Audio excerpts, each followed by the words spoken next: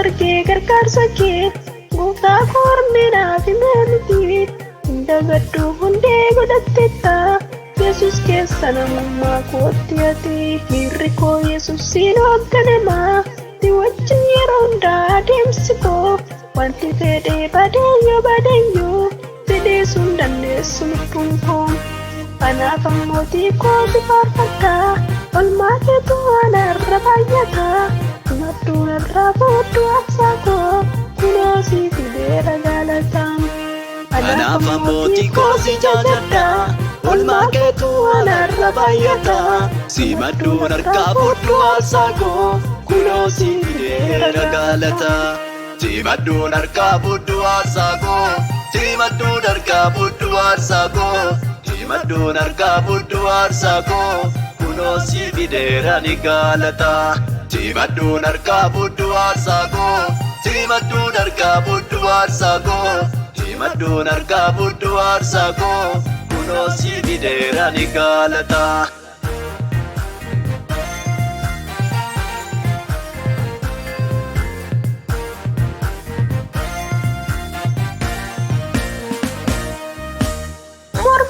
Singa baate waaqa koo seenan nama ta'eetu adeema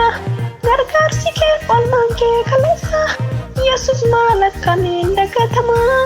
yeroo hundumaatti yaadatama kan namni darbine karaa koo Yesus deemaa dhuftee ati gara koo toofoo rakkina koo dhangalaaste dabarsitee baraa dukkana koo baraan naaf ulfaadhu waaqayyo koo ofirrattan argee gargaarsa kee gooftaa korminaaf himamiti dagaddu hundee godhattetta Yesus keessa namummaa kootti ati miirri koo Yesusiin hoogganamaa si wajjin yeroo hundaa adeemsi koo wanti fedhee baadiyyoo fedhee sun dandeessu lubbuun koo kanaaf ammootii koo si faarfadha olmaa keetu anarra baay'ata madduun irraa booddu aarsaa koo kunoo si fideera galataan kanaaf ammootii koo si jaajadha olmaa keetu anarra baay'ata si madduun harkaa booddu aarsaa koo kunoo si fideera galataa.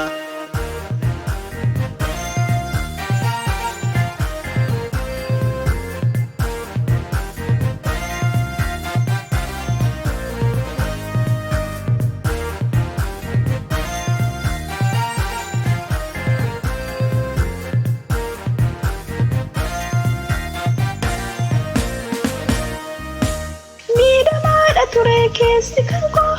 dhimma koo seenyuu naan hubatu utuu haati nan gargaarte ta'e madaa koo jinamtuu nan jaallatu gidduu naaf galtee maqaan kaa ulfaatu ol jedhee boquun koo ni cabe Yesus koo narraa qaabda galataa sit gooftaa sadarkaa kolfutee diinni koo ofumaa rakkataa sichi waa'een koo tolee mul'ata. ofirrattan argee gargaarsa kee gooftaa korminaaf himamiti dagaddu hundee godhattetta Yesus keessa namummaa kootti ati miirri koo Yesusiin hoogganamaa si wajjin yeroo hundaa adeemsi koo wanti fedhee baadiyyoo fedhee sun dandeessu lubbuun koo kanaaf ammootii koo si faarfadha olmaa keetu anarra baay'ata madduun irraa booddu aarsaa koo kunoo si fideera galataan kanaaf ammootii koo si jaajadha olmaa keetu anarra baay'ata si madduun harkaa booddu aarsaa koo kunoo si fideera galataa.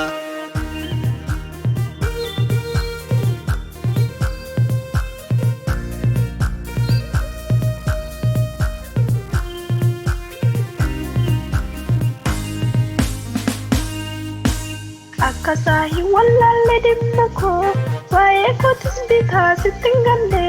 keessa koo jirta yeroo kamiyyuu akka ormaa darbattee nan ganne yommuu naa lalaalee abdii kutuu sagalee kenna jajjabeessita ansin dhiisuu dhala koo naan jettee rakkinichaan irraa dabarsita ofirrattan argee gargaarsa kee gooftaa koorminaaf himamiti dagaddu hundee godhattetta